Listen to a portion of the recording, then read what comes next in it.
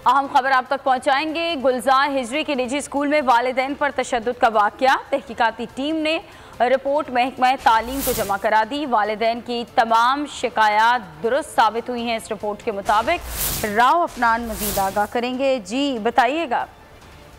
जी बिल्कुल, ये वही मामला है कि वालिद पर तशद्दुद किया गया था निजी स्कूल इंतजामिया की जानिब से, और इस हवाले से महकमा तालीम की जानिब से एक तहकीकाती कमेटी तश्कील दी गई थी।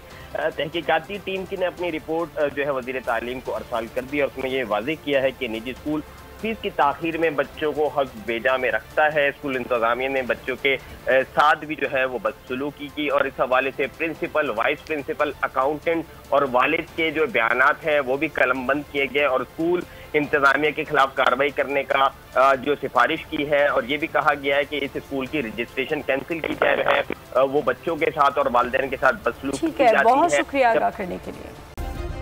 सब्सक्राइब करें और बेल दबाएं ताकि कोई खबर रह न जाए।